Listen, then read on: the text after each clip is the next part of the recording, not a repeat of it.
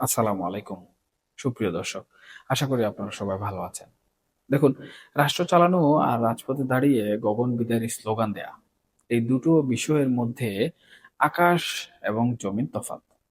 এবং এই বিষয়টি হয়তো ইতিহাসের বাঁকে বাঁকে আমরা বারবার দেখেছি, শুনেছি। বিপ্লব বা পরিবর্তনের পর মানুষের মনে যে চরম আনন্দ কাজ করে, সেই আনন্দের রেশ কাটতে না কাটতেই যখন রূঢ় বাস্তবতার মুখোমুখি হতে হয়, তখন কিন্তু হিসাবটা পুরোপুরিভাবে বদলে যায়। একটু ভালো করে ভেবে দেখুন। আজকে আমরা যে ভারত বিরোধিতার চরম উন্মাদনায় ভাসছে, সেই উন্মাদনা কি আমাদের পেটে যে ক্ষুধা, সেই ক্ষুধা মেটাতে পারবে? নাকি অতি উৎসাহ আমাদের এমন এক চরম অন্ধকারের দিকে ঠেলে দিচ্ছে, যেখান থেকে ফিরে আসাটা বর্তমান এই সরকারের জন্য শুধু কঠিনই নয়, বরঞ্চ এক প্রকার অসম্ভব কাজ হয়ে দাঁড়াবে। দর্শক, আর ঠিক এই খাদের কিনারায় দাঁড়িয়ে কিন্তু রচিত হতে পারে বাংলাদেশের রাজনীতির সবচেয়ে বড় এবং ঐতিহাসিক পট পরিবর্তন। হ্যাঁ দর্শক, ঠিক ধরেছেন। আজকের আলোচনাটা একটু ভিন্ন খাতে প্রবাহিত হবে। আমরা একটু তলিয়ে দেখার চেষ্টা করব এই যে আমাদের প্রধানমন্ত্রী তারেক রহমানের সম্ভাব্য ভারত সফর নিয়ে এত লুকোচুরি চলছে, এত জল্পনা কল্পনা চলছে, এর পেছনের আসল খেলাটা এখানে কি চলছে। আর এই খেলায় যদি বর্তমান বিএনপি সরকার একটুও পা ফসকায়, তবে কিভাবে সেটা আওয়ামী লীগের জন্য এক অভাবনীয় কামব্যাক বা প্রত্যাবর্তনের রেড কার্পেট বিছিয়ে দিবে। সুপ্রিয় দর্শক, ঘটনার শুরুটা কিন্তু বেশ নাটকীয়। আমরা চারদিকে শুনছি সরকার খুব শক্ত অবস্থানে আছে, ভারত সফর হচ্ছে না। পররাষ্ট্র মন্ত্রণালয় থেকে সংবাদ সম্মেলন করে এক প্রকার জানিয়েই দেয়া হলো যে এখনই ভারতে যাওয়ার মতো অনুকূল পরিবেশ তৈরি হয়নি। অর্থাৎ আমরা ভারতকে বুঝিয়ে দিচ্ছি, তোমাদের ছাড়াও আমাদের আসলে চলবে। এই যে একটা বিরুদ্ধপূর্ণ অবস্থান, এটা শুনে সাধারণ মানুষের মনে একটা অদ্ভুত তৃপ্তি কাজ করছে, যারা মূলত ভারত বিরোধী। অনেকেই ভাবছেন, বাহ, এই তো আমরা মাথা উঁচু করে দাঁড়াতে শিখেছি। কিন্তু দর্শক, কূটনীতির ভাষা আর বাস্তবের অঙ্কটা আমি বলবো বড়ই নির্মম এক হিসাব। দেখুন, আপনি একটু ভালো করে খেয়াল করলে দেখবেন এই অনুকূল পরিবেশের কথা বলার 24 বা 48 ঘন্টা পরেই যদি হঠাৎ করে শুনেন 22 থেকে 25 তারিখের মধ্যেই প্রধানমন্ত্রী দিল্লি উড়াল দিচ্ছেন, তবে কি আপনি খুব বেশি অবাক হবেন? আমি ব্যক্তিগতভাবে অন্ততপক্ষে এক ফুটাও অবাক হব না। কেন? কারণ দেয়ালের লিখনটা যারা পড়তে পারেন তারা আসলে জানেন বাংলাদেশের ভূ-রাজনৈতিক এবং অর্থনৈতিক যে বাস্তবতা, তাতে দিল্লিকে পাশ কাটিয়ে ঢাকা খুব বেশি দিন আসলে শান্তিতে ঘুমাতে পারবে না। এবং এটাই সত্য, এটাই বাস্তবতা। এই যে একটা দড়ি টানাটানি চলছে, এর মধ্যেই কিন্তু ভারতের একজন অত্যন্ত জ্যেষ্ঠ এবং ঝানু কূটনৈতিক বিদ্যাভূষণ সোনি একটা মোক্ষম চাল চালিয়েছেন। তিনি খুব সাবলীল ভাষায় অথচ চরম একটা সতর্ক বার্তা দিয়ে রেখেছেন। তিনি কি বলেছেন?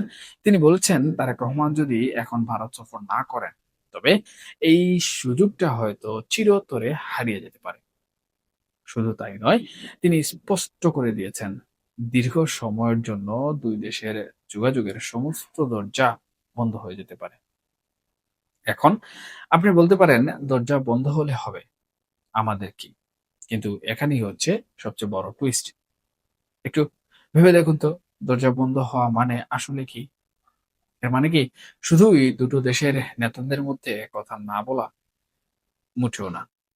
আপনারা অবশ্যই জানেন আমাদের জ্বালানি প্রতিমন্ত্রী সম্প্রতি একটি ঘোষণা দিয়েছেন মিডিয়াতে। সেটি হচ্ছে ভারতের কাছে 2 লাখ মেট্রিক টন ডিজেল প্রত্যাশা করা হয়েছে। দেশ চালাতে গেলে আপনার জ্বালানি লাগবে, বিদ্যুৎ লাগবে। আপনি যখন 1 লাখ মেট্রিক টন ডিজেল অতিরিক্ত চাইতে যাবেন, তখন কিন্তু আপনাকে বন্ধুত্বের সেই উষ্ণটা যেটা রয়েছে সেটাকে ধরে রাখতে হবে। সম্পর্ক স্থবির হয়ে যাওয়ার মানে হলো এই ডিজেল আসা বন্ধ হয়ে যাওয়া, বিদ্যুতের লাইন কাটা পড়া। ধরুন, আমাদের বাজারের যে অবস্থা, সিন্ডিকেটের কারণে যখন দেশের বাজারে কাঁচামরিচের দাম 400 টাকা কিংবা 350 টাকা কেজি হয়ে যায়, তখন কিন্তু এই ভারত থেকে 37 টাকা কেজিতে কাঁচামরিচ এনে বাজার এক নিমিষে ঠান্ডা করতে হয়। এখন ভারত যদি বলে যে ঠিক আছে, তোমরা যেহেতু যোগাযোগ বন্ধ করেছ, আমরাও আর ৩৭ টাকায় মরিচ দেব না। তখন কি হবে? তখন এই ৪০০ টাকার কাঁচা মরিচই কিন্তু আপনাকে গিলতে হবে। আর যখন সাধারণ মানুষের পকেট কাটা যাবে, নিত্য প্রয়োজনীয় জিনিসের দাম আকাশ ছুবে, তখন কিন্তু ওই চোখে চোখ রেখে কথা বলার যে বীরত্ব, সেটা আর কিন্তু হাটে বাজারে বিকবে না। যারা আজকে অতি উৎসাহ নিয়ে সোশ্যাল মিডিয়ায় বর্তমান সরকারের বন্দনায় মত্ত এবং যারা বলছেন বাপকা বেটা, তারা কিন্তু তখন পেটের দায়ে এই সরকারের মুন্ডুপাত করতে শুরু করবেন এবং তারা বলবেন, গদি ছাড়াও আমাদের দুবেলা খাওয়ার ব্যবস্থা করে দাও। সুপ্রিয় দর্শক, এটাই হচ্ছে জনগণের মনস্তত্ত্ব এবং কঠিন বাস্তবতা। আর ঠিক এখানেই লুকিয়ে আছে বর্তমান সরকারের সবচেয়ে বড় রাজনৈতিক সংকট এবং আওয়ামী লীগের ফিরে আসার সবচেয়ে বড় ট্রাম্প কার্ড। দেখুন, রাজনীতিতে একটা কথা আছে, মানুষ অতীত খুব দ্রুত ভুলে যায়, কিন্তু বর্তমানের কষ্টটা তারা হারে হারে টের পায়। আপনি যখন নিত্যদিনের জীবনযাপনে হাঁপিয়ে উঠবেন, যখন দেখবেন দেশের অর্থনীতি ধসে পড়ছে, ব্যবসা বাণিজ্যের আদান প্রদান একেবারে থমকে গেছে, তিস্তার পানির ন্যায্য হিস্যা নিয়ে যেটুকু আলোচনা হওয়ার কথা ছিল সেটাও আসলে হিমঘরে চলে গেছে, তখন কিন্তু সাধারণ মানুষের মনে একটা গভীর হতাশা জন্ম নেবে। মানুষ তখন মেলাতে শুরু করবে এবং তারা ভাববে, এর চেয়ে তো আগের আমলই ভালো ছিল। এখানে আগের আমল বলতে আমি অন্তর্বর্তীকালীন সরকার বা ইউনূস সরকারের আমলকে বুঝাচ্ছি না, বরঞ্চ আওয়ামী লীগের সেই দীর্ঘদিনের শাসন আমল বুঝাচ্ছি, যখন ভারতের সাথে সম্পর্ক ভালো ছিল এবং এরকম কোনো টানাপোড়েন আসলে ছিল না, কিংবা আমরা দেখতেও পাইনি। একটা স্বাভাবিক বাণিজ্য সুবিধা ছিল, যার যার স্বার্থ নিয়ে যে যার যার অবস্থান থেকে সেগুলো আদায় করে নিচ্ছিল।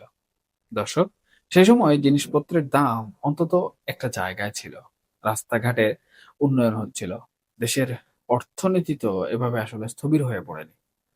আপনাদের নিশ্চয়ই শেখ হাসিনা ইস্যুটার কথা মনে আছে। এটাও কিন্তু এই ভারত সফরের একটা বড় নিয়ামক।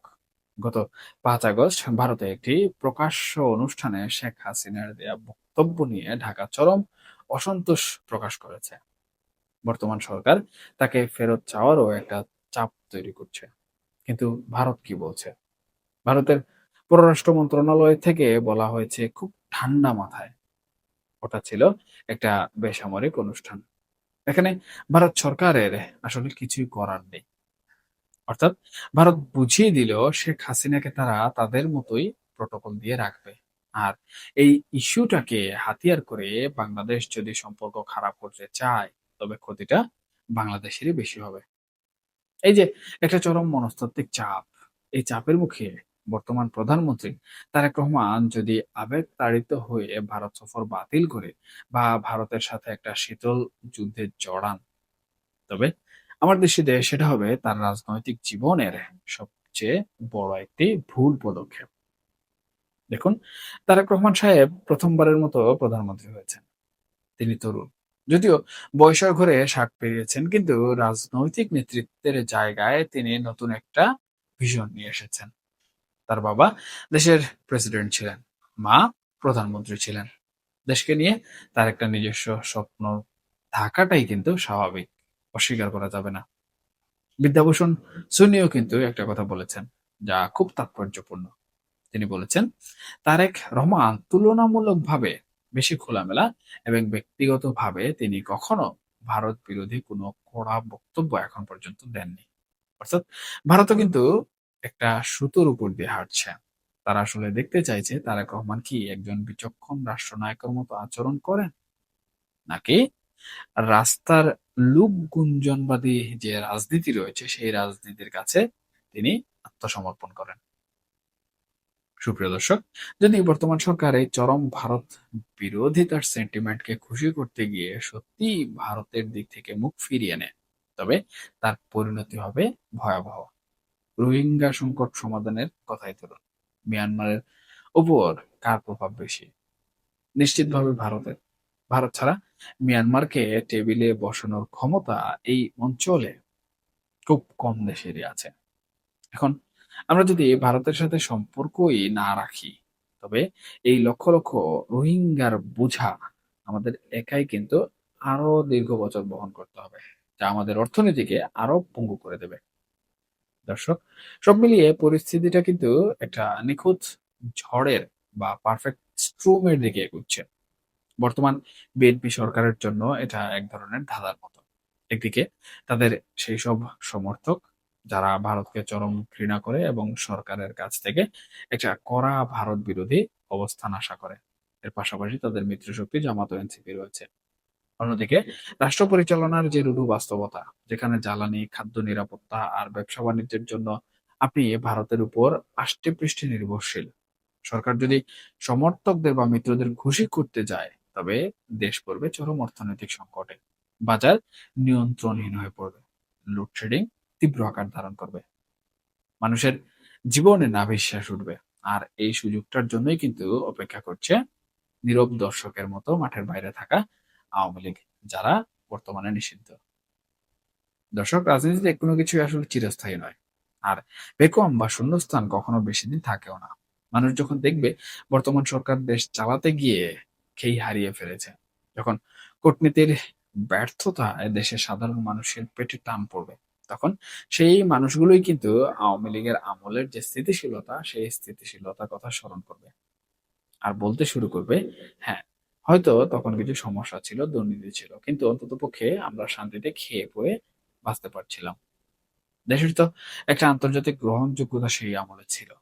এই যে একটা মনস্তাত্ত্বিক পরিবর্তন, এটাই হচ্ছে আওয়ামী লীগকে আবারও রাজনীতিতে প্রাসঙ্গিক করে তুলবে।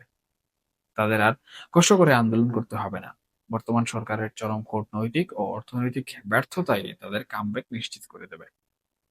দর্শক, সাধারণ জনগণই তখন আসলে বিকল্প হিসেবে পুরনো সেই পরিচিত শক্তির দিকেই মুখ ঘুরিয়ে তাকায়, যখন এই সকল ব্যর্থতাগুলো সামনে আসে। তাই দিন শেষে প্রশ্নটা থেকেই যায়, তারেক রহমান কি পারবেন এই আবেগের স্রোতকে পাশ কাটিয়ে একজন দক্ষ রাষ্ট্রনায়কের মতো দেশের বৃহত্তর স্বার্থে সিদ্ধান্ত নিতে? নাকি তিনি সেই তথাকথিত লোকরঞ্জনবাদের ফাঁদে পা দিয়ে নিজের এবং নিজের দলের জন্য একটা নিশ্চিত পতনের পথ তৈরি করবেন? দর্শক, সময় হয়তো এখনো কিছুটা আছে, কিন্তু ঘড়ির কাঁটা খুব দ্রুত এগুচ্ছে। আর রাজনীতির এই দাবা খেলায় একটা ভুল চালই কিন্তু পুরো সাম্রাজ্য নিমিষেই তছনছ করে দেওয়ার জন্য যথেষ্ট। দেখা যাক আগামী কয়েকটা দিন আমাদের জন্য কি বিষয় লুকিয়ে রেখেছে। এখনকার মতো এ পর্যন্তই। সবাই ভালো থাকবেন, সুস্থ থাকবেন, অবশ্যই অবশ্যই নিরাপদে থাকবেন। ধন্যবাদ সবাইকে। আল্লাহ হাফেজ।